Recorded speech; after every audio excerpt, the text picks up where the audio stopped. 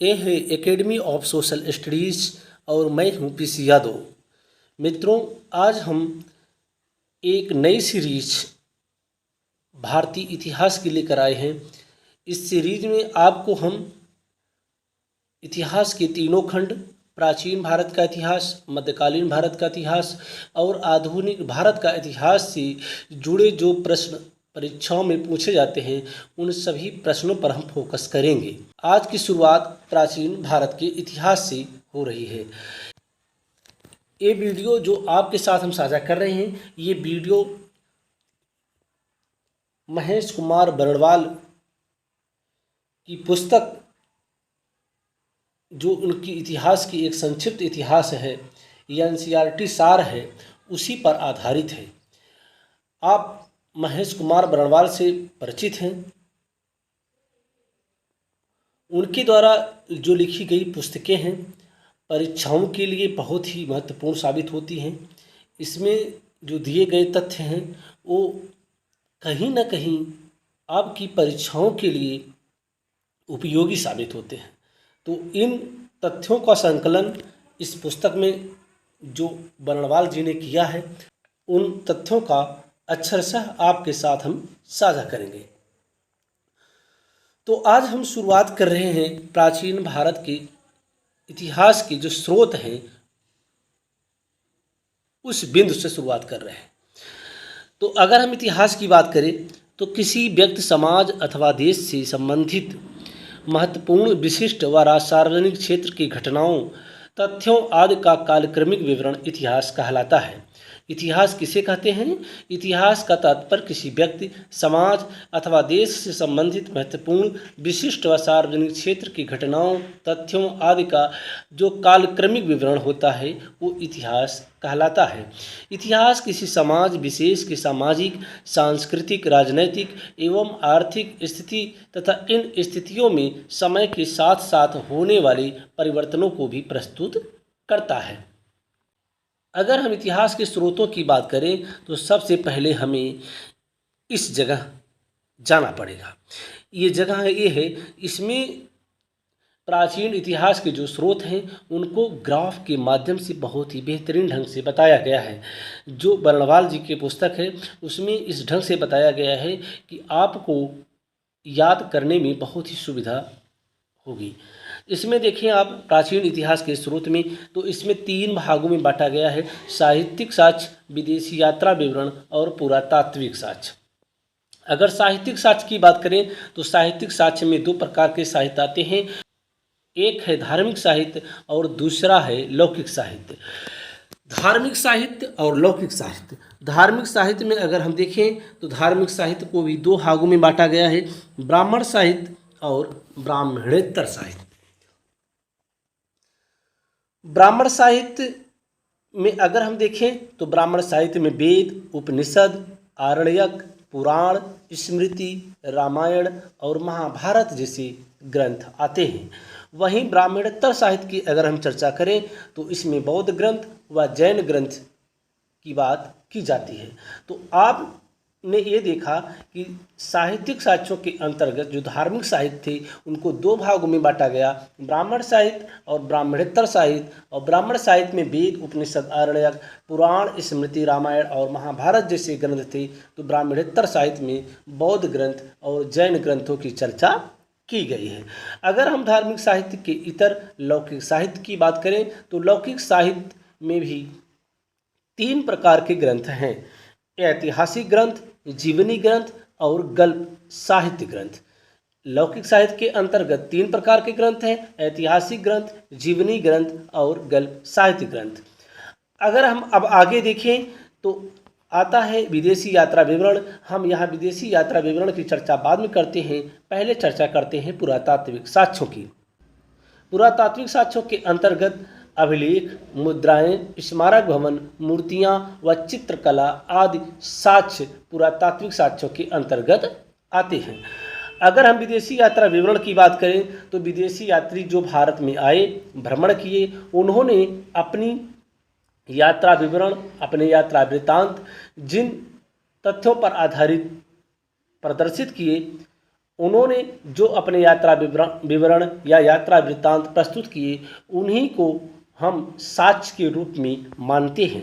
विदेशी यात्रा विवरण की अगर बात करें तो यूनानी रोमन लेखक, चीनी लेखक और अरबी लेखक, यह 3 भागों में इसको बांटा जाता है। यूनानी रोमन लेखक, चीनी लेखक और अरबी लेखक। पहले हम चर्चा करते हैं यूनानी रोमन लेखक की। यूनानी रोमन लेखक की अगर बात करें तो सबसे पहले नाम आता है टेशियस का। टेशियस ईरान का रहने वाला है। इससे संबंधित जो भारतीय साक्ष्य हमको प्राप्त होते हैं, भारतीय इतिहास से संबंधित टेशियस ने भी जो साक्ष्य प्रस्तुत किया है वो हमारे लिए काफ़ी उपयोगी साबित होते हैं। हेरोडोटस, जिसे इतिहास का पिता कहा जाता है, हेरोडोटस से संबंधित जो प्रश्न पूछे जाते हैं आपको हम बीच बीच में ये बताते चलेंगे कि कहाँ से प्रश्न पूछे जाते हैं, किस प्रकार के प्रश्न पूछे जाते हैं। इससे आपको आगामी परीक्षा की तैयारी में सुविधा मिलेगी। तो प्रश्न पूछा जाता है कि इतिहास का पिता किसे कहा जाता है, तो इतिहास का पिता हेरोडोटस को कहा जाता है। अगर सिकंदर के साथ आने वाले विद्वान की चर्चा करें तो सिकंदर के साथ जो विद्वान आए, नियार्कस, आनेसिक्रिटस एवं अरिस्टोबुलस। यहाँ से प्रश्न बहुत ही महत्वपूर्ण पूछे जाते हैं। प्रश्न पूछा जाता है कि इनमें से कौन सा यात्री सिकंदर के साथ नहीं आया था, तो उसमें तीनों यात्रियों का विवरण दे दिया जाएगा। चौथा कोई अदर यात्री होगा, आपको उन्हीं में से कोई एक विकल्प सही चुनना होगा। तो आप इस तथ्य को याद रखें, यहाँ हम इसको इंडिकेट कर दे रहे हैं। सिकंदर के साथ आने वाले विद्वान नियार्कस, आनेसिक्रिटस एवं अरिस्टोबुलस थे।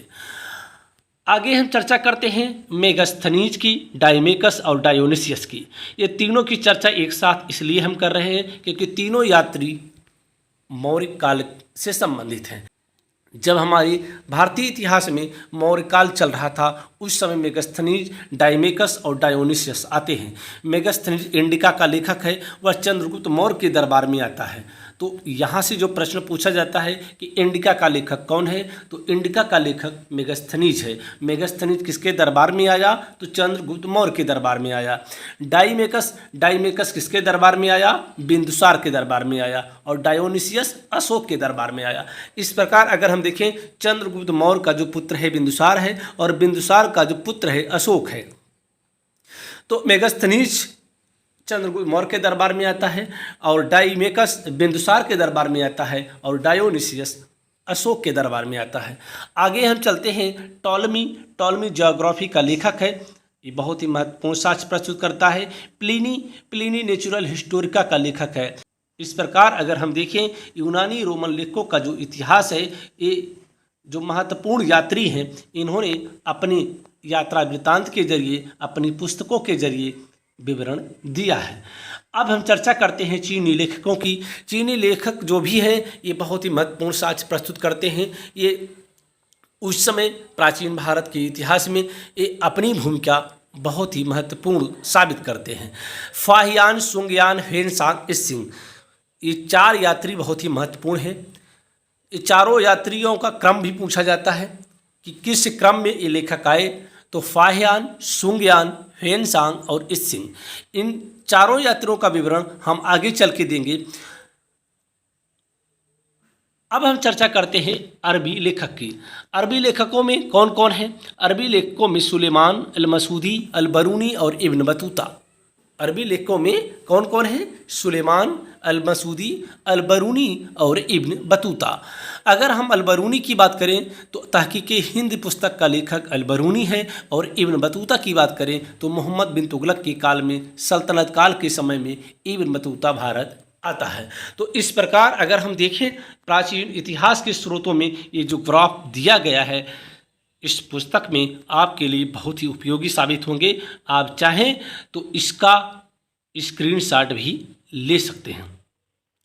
तो अब हम चलते हैं पहले पेज पर, चर्चा करेंगे पहले हम पुरातात्विक स्रोत की। पुरातात्विक स्रोतों की अगर हम चर्चा करें तो किसी देश अथवा स्थान का इतिहास जानने के लिए तथा उसके उचित विश्लेषण में पुरातात्विक साक्ष्यों व स्रोतों की महत्वपूर्ण भूमिका होती है।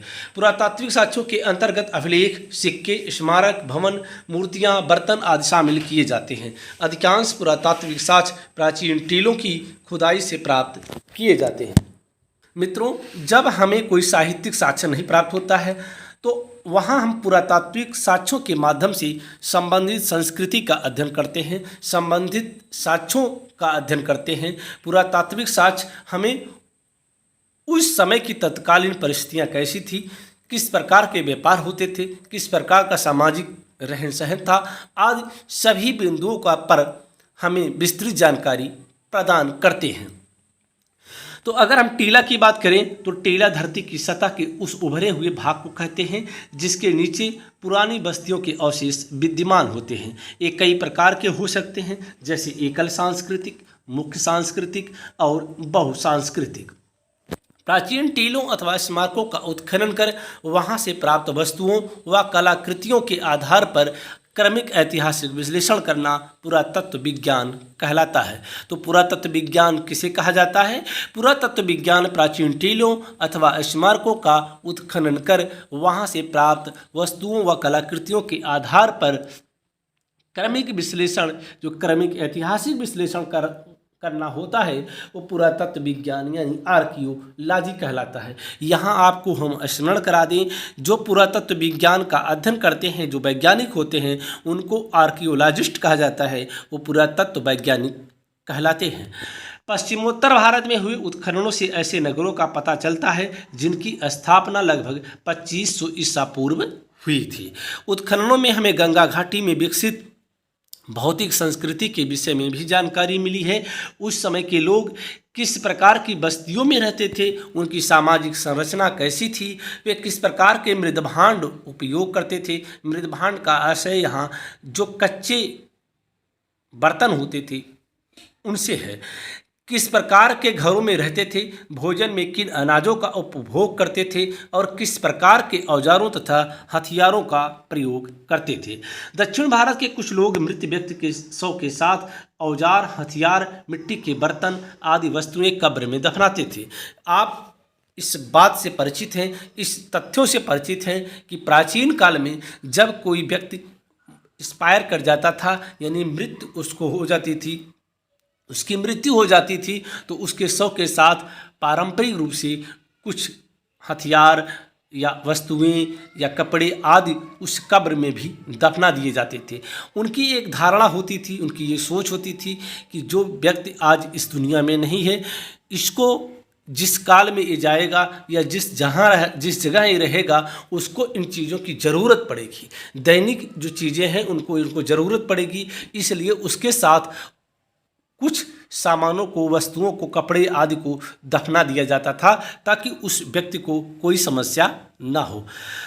तो मिट्टी के बर्तन आदि वस्तुएं कब्र में दफनाते थे, उसके ऊपर एक घेरे में बड़े बड़े पत्थर खड़े कर दिए जाते थे। ऐसे स्मारकों को महापाषाण यानी मेगालिथ कहते थे। यहाँ से जो प्रश्न पूछा जा सकता है, प्रश्न ये पूछा जा सकता है कि महापाषाण किसे कहते हैं या मेगालिथ किसे कहते हैं। तो यहाँ आपको बताना होगा कि जो कब्रों के ऊपर एक घेरे में बड़े बड़े पत्थर खड़े कर दिए जाते थे, ऐसे स्मारकों को महापाषाण कहा जाता था या कहा जाता है। किसी प्राचीन वस्तु में विद्यमान C14 में आई कमी को मापकर उसके समय का निर्धारण किया जाता है। ये बहुत ही महत्वपूर्ण तथ्य है, आप इसको जरूर नोट कर लें। किसी प्राचीन वस्तु में जो C14 होता है, कार्बन होता है, जैसा कि आप जानते हैं कि जो वस्तुएं होती हैं उनके अंदर कार्बन 14 प्राप्त होता है। यहाँ आपको रेडियो कार्बन के बारे में बताया गया है कि रेडियो कार्बन डेटिंग एक ऐसी विधि है जिसके द्वारा यह पता लगाया जाता है कोई वस्तु किस काल से संबंधित है। यानी रेडियो कार्बन डेटिंग जो एक ऐसी विधि है जिसके द्वारा यह पता लगाया जाता है कि कोई वस्तु किस काल से संबंधित है। रेडियो कार्बन या कार्बन 14 कार्बन का रेडियोधर्मी यानी रेडियो एक्टिव समस्थानिक यानी आइसोटोप है जो सभी सजीव वस्तुओं में विद्यमान होता है। जो सजीव वस्तुएं होते हैं उनके अंदर ये विद्यमान होता है। इसी के आधार पर उस वस्तु का, जो सजीव वस्तु है, किस कालखंड में कब की वो बनी है, यानी कब उनके अवशेष थे, कब ये विद्यमान थे, आदि की जानकारी इस तकनीक के माध्यम से हमको प्राप्त हो जाती है।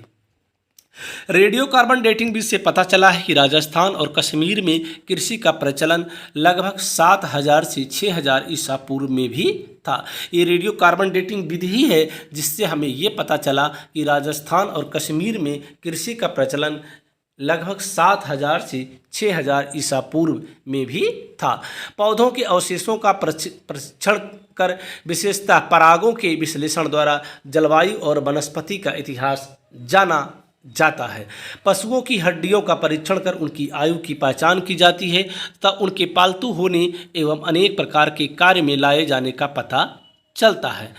अब हम पुरातात्विक साक्ष्यों के अंतर्गत चर्चा करते हैं सिक्कों की। सिक्कों के अध्ययन को मुद्रा शास्त्र कहते हैं। जो सिक्कों का अध्ययन हो क्या कहलाता है? मुद्रा शास्त्र कहलाता है। यहाँ से जो प्रश्न बनता है कि सिक्कों के अध्ययन को क्या कहा जाता है? मुद्रा शास्त्र कहा जाता है। मुद्राओं की बनावट एवं उनमें प्रयुक्त धातुओं की मात्रा के आधार पर एवं ऐतिहासिक घटनाओं पर प्रकाश पड़ता है। प्राचीन काल में अधिकांश मुहरें धातुओं की बनाई जाती थीं। जिन सिक्कों व मुद्राओं पर कोई लेख नहीं होता था, केवल आकृतियां विद्यमान होती थी, उन्हें पंचमार्क या आहत सिक्के कहा जाता था। यहाँ से ये तथ्य बनता है, ये बहुत ही महत्वपूर्ण प्रश्न बनता है। आप इसको यहाँ से देखें कि प्राचीन काल में अधिकांश मुहरें धातुओं की बनाई जाती थीं। प्राचीन काल में अधिकांश मुहरें धातुओं की बनाई जाती थी। जिन सिक्कों व मुद्राओं पर कोई लेख नहीं होता था, केवल आकृतियां विद्यमान होती थी, उन्हें पंचमार्क या आहा सिक्के कहा जाता था। तो आहा सिक्के किसे कहा जाता था? जिन सिक्कों पर कोई लेख नहीं होता था, केवल आकृतियां विद्यमान होती थी, यानी पंच किए जाते थे, उन्हें ही पंचमार्क या आहा सिक्का कहा जाता था। भारत में पुरातात्विक खुदाई से बड़ी संख्या में तांबे, चांदी, सोने और शीशे के सिक्कों के सांचे मिले हैं। यानी जिन सांचों में ये सिक्के बनाए जाते थे, खुदाई से प्राप्त हुए हैं। इनमें से अधिकांश सांचे कुषाण काल के अर्थात ईसा की आरंभिक 3 शताब्दियों से संबंधित हैं। जैसा कि आप जानते हैं कि कुषाण काल ईसा की प्रथम 3 शताब्दियों में ही हमारे इतिहास में दर्ज होता है। कुषाण काल का संस्थापक कौन था? आप इस प्रश्न का उत्तर कमेंट बॉक्स में जरूर देंगे। भारत में मिले आरंभिक सिक्कों पर प्रतीक चिन्ह मिलते हैं, परंतु बाद के सिक्कों पर राजाओं और देवताओं के नाम तथा तिथियां अंकित मिलती हैं।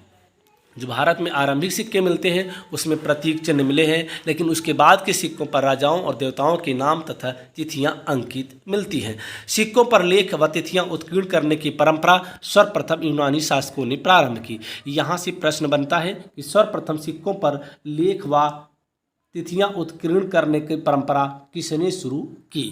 तो सर्वप्रथम यूनानी शासकों ने सिक्कों पर लेख व तिथियां उत्कीर्ण करने की परंपरा शुरू की। यहाँ आपको हम फिर बता दे रहे हैं कि जहाँ जहाँ हम मार्क करते चल रहे हैं, आप उन तथ्यों को महत्वपूर्ण यानी वेरी वेरी इम्पॉर्टेंट में दर्ज करेंगे। यही से प्रश्न बनेंगे। आप इन प्रश्नों को, इन तथ्यों को इग्नोर मत करिए। अब आगे चलते हैं। सिक्कों का प्रयोग दान दक्षिणा, खरीद बिक्री व वेतन मजदूरी आदि के भुगतान में होता था, इसलिए सिक्कों का आर्थिक इतिहास के अध्ययन में भी महत्वपूर्ण योगदान है। भारत में सर्वाधिक सिक्के मौर्योत्तर काल के मिले हैं, जो विशेषतः शीशे, प्रोटीन, तांबे, कांसे, चांदी और सोने से निर्मित हैं। यहाँ से प्रश्न पूछा जा सकता है कि भारत में सर्वाधिक सिक्के किस काल से हैं या किस काल के सिक्के हमें सर्वाधिक मिले हैं? तो वो सिक्के हैं मौर्योत्तर काल के। गुप्त शासकों ने सबसे अधिक सोने के सिक्के जारी किए। इसको आप बॉक्स में बना देते हैं। तो गुप्त शासकों ने सबसे अधिक सोने के सिक्के जारी किए, जबकि सर्वाधिक शुद्ध सोने के सिक्के कुषाण शासकों ने प्रचलित किए। सातवाहन शासकों ने सबसे अधिक शीशे के सिक्के जारी किए थे। यहाँ आपको हम सोने के सिक्कों से संबंधित महत्वपूर्ण तथ्यों को आपको बता रहे हैं। आप इसको चाहें तो कॉपी कलम उठाएं और उसमें नोट करते चलें। अगर सर्वप्रथम सोने के सिक्कों की बात करें तो भारत में सर्वप्रथम सोने के सिक्के जारी करने का श्रेय जाता है हिंद यवन शासकों को। किसको? हिंद यवन शासकों को। अगर हम सर्वाधिक सोने के सिक्के, इनमें सबसे अधिक मात्रा में सोने के सिक्के जारी करने की बात करते हैं तो उनका नाम आता है गुप्त शासकों का। यानी गुप्त शासकों ने सर्वाधिक मात्रा में सोने के सिक्के जारी किए।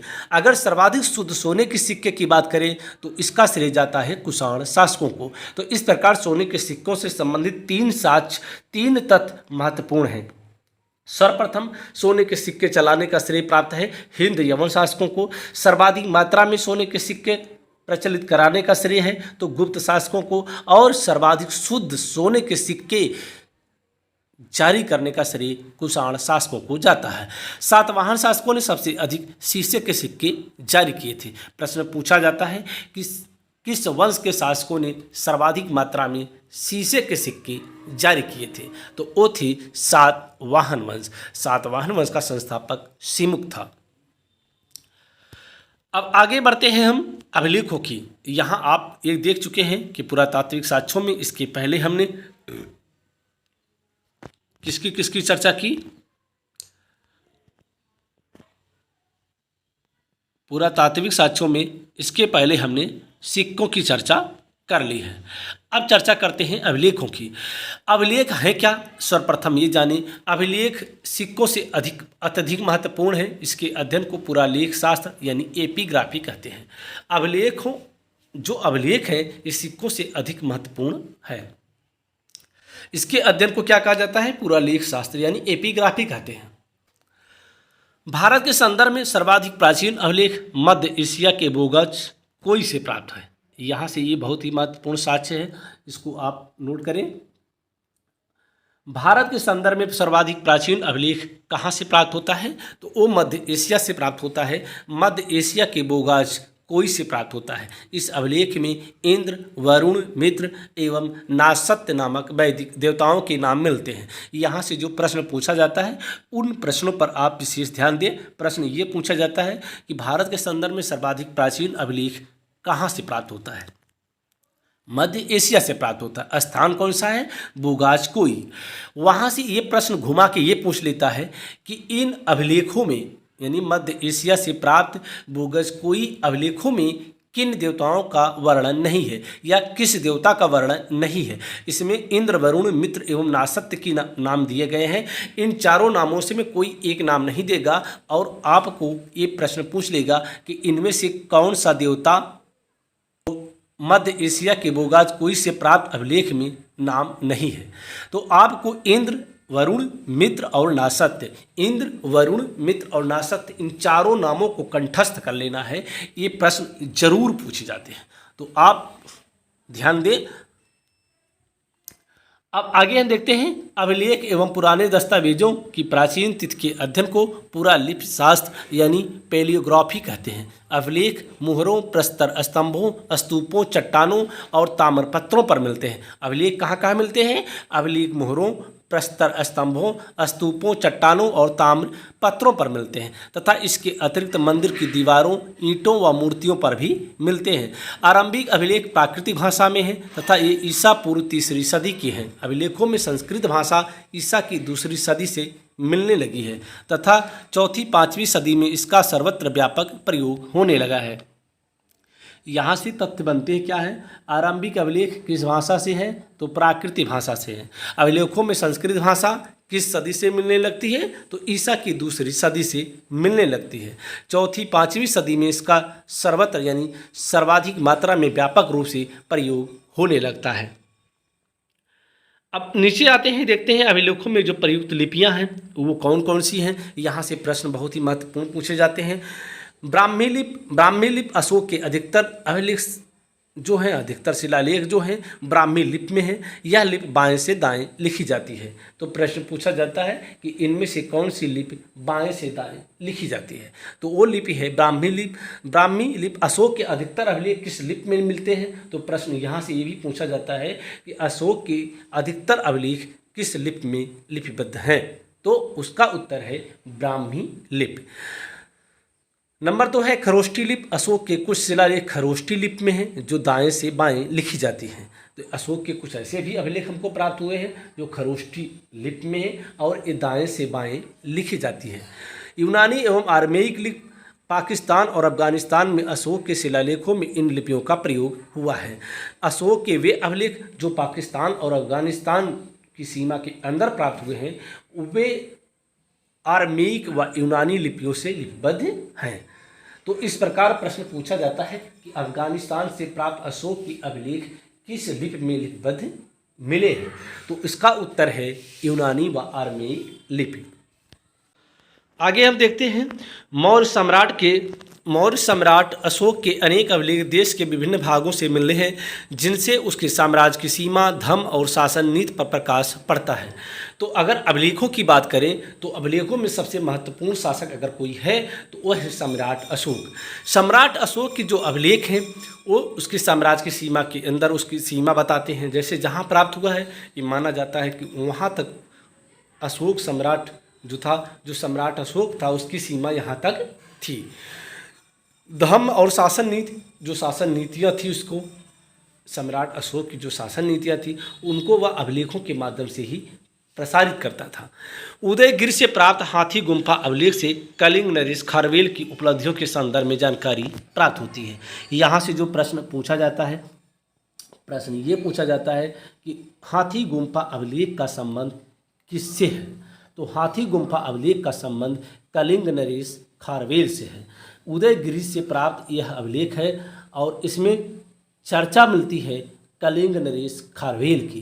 तो कलिंग, नरेश, खारवेल का संबंध हाथी गुम्फा अभिलेख से है।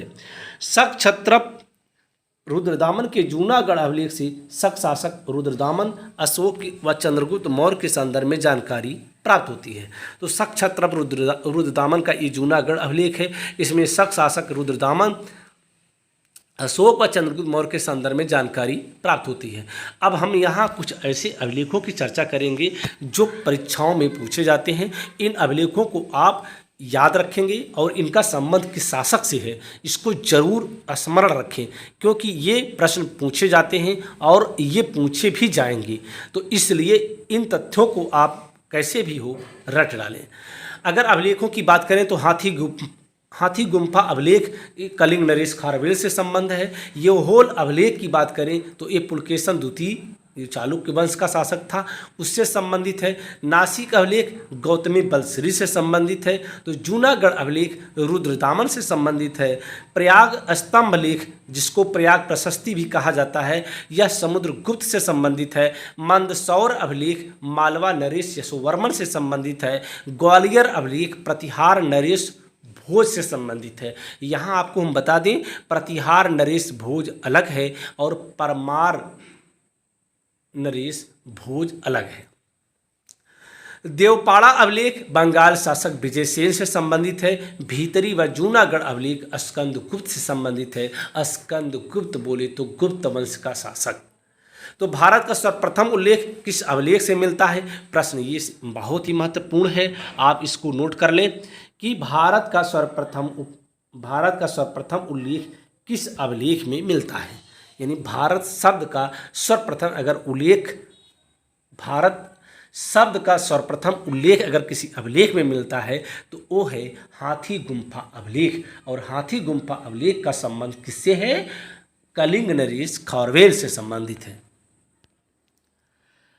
अब हम देखते हैं वशिष्ठी पुत्र पुलमावी के नासिक गुहा अभिलेख के माध्यम से उनकी धार्मिक सहिष्णुता और उनकी संस्कृति के संदर्भ में जानकारी प्राप्त होती है। वशिष्ठी पुत्र पुलमावी जो था उसका नासिक गुहा अभिलेख है। उसके माध्यम से हमको उसकी धार्मिक सहिष्णुता और उसकी संस्कृति के संदर्भ में जानकारी प्राप्त होती है। समुद्रगुप्त के प्रयाग स्तंभ अभिलेख में समुद्रगुप्त की विजित राजाओं के साथ उसकी नीतियों के संदर्भ में जानकारी प्राप्त होती है। मौर्योत्तर और गुप्त काल के अधिकांश अभिलेख कार्पस इनस्क्रिप्ट्स ओनम इंडिकारम नामक ग्रंथमाला में संकलित कर प्रकाशित किए गए हैं। सबसे पुराने अभिलेख हड़प्पा संस्कृति की मोहरों पर मिलते हैं। ये लगभग 2500 ईसा पूर्व के हैं। हड़प्पा संस्कृति के अभिलेख अभी तक पढ़े नहीं जा सके हैं। ये भाव चित्रात्मक लिपि में लिखे गए हैं। तो यहाँ से प्रश्न पूछा जाता है कि हड़प्पा से प्राप्त अभिलेख किस लिपि में लिखे गए हैं। तो ये लिपि है भाव चित्रात्मक लिपि, जिसमें विचारों और वस्तुओं को चित्रों के रूप में व्यक्त किया जाता है। सबसे पुराने अभिलेख जो पढ़े जा चुके हैं वे ईसा पूर्व 3री सदी के अशोक के शिलालेख हैं। इन अभिलेखों को पढ़ने में सर्वप्रथम सन 1837 में जेम्स प्रिंसेप को सफलता मिली। प्रश्न यहाँ से बहुत ही महत्वपूर्ण पूछा जाता है, इसको हम नोट कर दे रहे हैं, इसको हम इंडिकेट कर दे रहे हैं। अशोक के अभिलेखों को सर्वप्रथम पढ़ने का श्रेय किसे प्राप्त है, तो वो है जेम्स प्रिंसेप। और जेम्स प्रिंसेप ने सन 1837 ईस्वी में अशोक के अभिलेखों को पढ़ने में सफलता प्राप्त की। उस समय बंगाल में ईस्ट इंडिया कंपनी की सेवा में वो ऊंचे पद पर कार्यरत थे। अब यहाँ कुछ ऐसे और अभिलेख हैं जिनकी चर्चा करना बहुत ज़रूरी है। आप इसको हमारे साथ ऐसे केवल सुनते जाएं, हम पढ़ रहे हैं, आप सुनते जाएं और इसको याद रखें। बीच बीच में इसका रिवीजन जरूर कर लें। पुरातात्विक स्तंभ अभिलेख व उनके स्थान। अगर स्तंभ लेख की बात करें तो मेहरौली स्तंभ लेख, ये स्थल है मेहरौली, दिल्ली। संबंध व्यक्ति चंद्रगुप्त द्वितीय। चंद्रगुप्त द्वितीय बोले तो गुप्त वंश का शासक। गुप्तकालीन समय क्या है, गुप्तकालीन है। यह स्तंभलेख मूलतः व्यास नदी के समीप विष्णुपद पहाड़ी पर स्थित था, जो वर्तमान में कुतुब मीनार के पास है, तथा यह तत्कालीन धातु विज्ञान का उत्कृष्ट उदाहरण है। चंद्रगुप्त द्वितीय के दिग्विजय अभियानों एवं उसके द्वारा सिंधु के 7 युद्धों के बाद बाल्टिकों पर विजय प्राप्त करने का विवरण मिलता है। तो जो मेहरौली स्तंभलेख है उसमें चंद्रगुप्त द्वितीय के जो दिग्विजय अभियान है, जो उसके अभियान हैं, जीतने के अभियान हैं, उसके द्वारा सिंधु के 7 युद्धों के बाद बाल्टिकों पर विजय प्राप्त करने का विवरण मिलता है। तो ये कौन सा अभिलेख है, वो है मेहरौली स्तंभलेख। अगर नंबर 2 पॉइंट की बात करें तो प्रयाग प्रशस्ति है। प्रयाग प्रशस्ति प्रयाग में है, इलाहाबाद वर्तमान समय में प्रयागराज। समुद्रगुप्त से संबंध है, ये गुप्तकालीन है। इस प्रशस्ति में समुद्रगुप्त की विजयों का यशोगान किया गया है। इसकी रचना हर्षेण ने काव्य शैली में की है। यहाँ से प्रश्न जो पूछा जाता है कि प्रयाग प्रशस्ति का रचयिता कौन है, तो प्रयाग प्रशस्ति का रचयिता कौन है, तो प्रयाग प्रशस्ति का रचयिता हर्षेण है। और प्रश्न ये पूछा जाता है कि प्रयाग प्रशस्ति का संबंध किस शासक से है, तो उस शासक कौन सा है, समुद्रगुप्त है।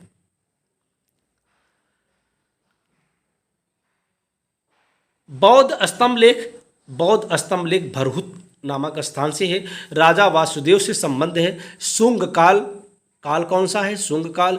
इस अभिलेख से शुंग वंश की जानकारी का प्रारंभिक स्रोत है। ये अभिलेख क्या है, शुंग वंश की जानकारी का प्रारंभिक स्रोत बौद्ध स्तंभलेख भरहुत का है। मथुरा स्तंभलेख की बात करें तो ये मथुरा से प्राप्त हुआ है, उत्तर प्रदेश में जो है। चंद्रगुप्त द्वितीय इससे संबद्ध शासक है, ये गुप्तकालीन है। यह प्रथम गुप्त अभिलेख है जिसमें गुप्त संवत का प्रथम वर्ष वर्णित है। तो प्रश्न यहाँ से पूछा जा सकता है कि वह कौन सा अभिलेख है जिसमें गुप्त संवत का प्रथम वर्ष उत्कीर्ण है, तो वो स्तंभलेख है, मथुरा स्तंभलेख। इस स्तंभलेख द्वारा वैष्णव धर्मी गुप्त सम्राट की धार्मिक सहिष्णुता पर प्रकाश पड़ता है तथा माहेश्वर समुदाय की उदिताचार का वर्णन मिलता है। पॉइंट नंबर अगर 5 की बात करें तो गरुड़ स्तंभलेख है। गरुड़ स्तंभलेख हेलियोडोरस स्तंभलेख के नाम से जाना जाता है। बेसनगर यानी विदिशा में है।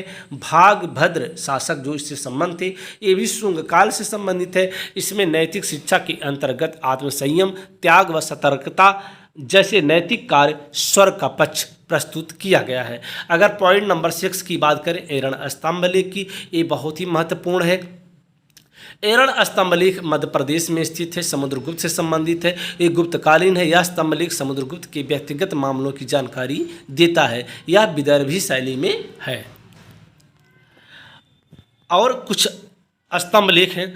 नंबर 7 है एरण स्तंभलेख। एरण स्तंभलेख, एरण मध्य प्रदेश, बुद्धगुप्त से संबंध है। यहाँ भी अभी एरण स्तंभलेख की बात की गई, पर यहाँ समुद्रगुप्त से संबंधित है और ये है बुद्धगुप्त से संबंधित, यानी एरण नामक स्थान पर समुद्रगुप्त ने भी स्तंभलेख उत्कीर्ण करवाया और बुद्धगुप्त ने भी।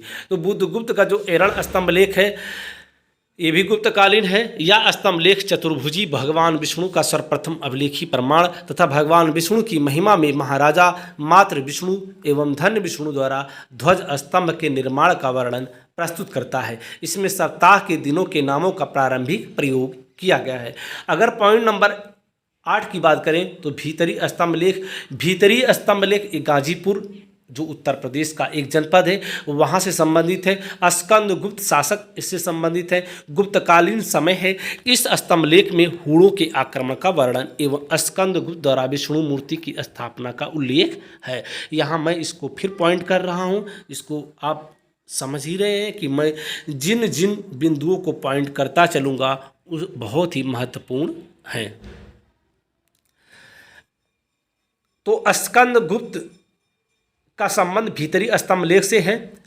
इस स्तंभलेख में हूणों के आक्रमण का वर्णन किया गया है। तो प्रश्न पूछा जाता है कि हूणों, गुप्त काल में हूणों के आक्रमण का वर्णन किस स्तंभलेख से हमें प्राप्त होता है? तो वो है भीतरी स्तंभलेख, यानी स्कंदगुप्त का भीतरी स्तंभलेख। पॉइंट नंबर 9 की बात करें तो बिहार स्तंभलेख है। तो बिहार स्तंभलेख बिहार शरीफ यानी पटना में स्थित है। स्कंदगुप्त से संबंधित है, गुप्तकालीन है। इसमें स्कंदगुप्त द्वारा अश्वमेध यज्ञ करने तथा एक स्तूप के निर्माण करने का उल्लेख है। ये भी बहुत ही महत्वपूर्ण तथ्य है, इसको आप नोट कर लें कि स्कंदगुप्त द्वारा अश्वमेध यज्ञ करने का वर्णन किस स्तंभलेख में दर्ज है? तो वो है बिहार स्तंभलेख बिहार शरीफ। भीलसड़ स्तंभलेख, इसको मैंने देखो कलर भी किया है तो आप इसको नोट कर लें। भीलसड़ स्तंभलेख भीलसड़ एटा में है जो उत्तर प्रदेश का एक जिला है। कुमार गुप्त प्रथम जो गुप्त वंश के शासक हैं, गुप्तकालीन है। कुमार गुप्त प्रथम के प्रथम लेख में गुप्त सम्राटों की वंशावली का विवरण मिलता है। तो भीलसड़ स्तंभलेख में जो गुप्त सम्राट हैं उनकी वंशावली मिलती है। तो प्रश्न यहाँ से पूछा जा सकता है कि गुप्त काल के जो शासक हैं उनकी वंशावली किस अभिलेख से प्राप्त होती है या किस स्तंभलेख से प्राप्त होती है? वो स्तंभलेख है भीलसड़ स्तंभलेख, भीलसड़ एटा नामक स्थान से है। इस स्तंभलेख में कार्तिकेय मंदिर का उल्लेख मिलता है। बिंदु नंबर 11 की अगर बात करें तो एरण स्तंभलेख, अभी एरण स्तंभलेख की मैंने चर्चा की है लेकिन यहाँ भानुगुप्त से संबंधित है। एरण स्तंभलेख ये भी बहुत महत्वपूर्ण है, गुप्तकालीन है। इसमें महान पराक्रमी गोपराज के रणभूमि में वीर गति प्राप्त होने एवं उसकी पत्नी के चिता पर सती होने का प्रथम उल्लेख मिलता है। प्रश्न यहाँ से ये बहुत बार पूछा गया है और पूछे जाने की संभावना बनी हुई है, तो इसको आप इग्नोर ना करें, इसको आप ध्यान दें कि प्रथम बार किसी स्त्री के सती होने का उल्लेख किस स्तंभलेख में मिलता है? तो वो है एरण स्तंभलेख, भानुगुप्त का एरण स्तंभलेख, जिसमें वहाँ एक पराक्रमी है, महान पराक्रमी है गोपराज, वो रणभूमि में वीरगति प्राप्त हो जाता है तो उसकी पत्नी उसकी चिता पर सती हो जाती है। बिंदु नंबर 12 अगर बात करें तो तालगुंडा स्तंभलेख है। तालगुंडा है शिमोगा मैसूर यानी कर्नाटका में। शांतिवर्मन और मयूर शर्मन शासक हैं, इनसे संबंधित है, एक गुप्तकालीन है। यह स्तंभलेख दक्षिण में कदम्बों के इतिहास के अध्ययन का महत्वपूर्ण स्रोत है। इसमें कदम्ब शासक मयूर शर्मन के पल्लवों से संघर्ष का उल्लेख है। तो इस प्रकार ये रहे स्तंभलेख अभिलेख जिनकी चर्चा हमने की। इन अभिलेखों को आप याद रखें, इन अभिलेखों से संबंधित प्रश्न पूछे जाते हैं कि किस अभिलेख का किससे संबंध है या कौन सी घटना किस अभिलेख में दर्ज है। तो आगे हम जो दूसरा वीडियो लेके आएंगे, क्योंकि ये वीडियो लंबा हो जाएगा, दूसरा वीडियो लेके आएंगे उसमें हम साहित्यिक साक्ष्यों की चर्चा करेंगे। साहित्यिक साक्ष्यों के बाद हम उसमें विदेशी यात्रा विवरण जो है उनकी भी चर्चा करेंगे, चीनी लेखकों की चर्चा करेंगे। तो इस प्रकार आज का वीडियो हम यहीं पर समाप्त करते हैं। अगली बार पुनः एक नई वीडियो के साथ उपस्थित होऊंगा। तब तक के लिए जय हिंद, जय भारत।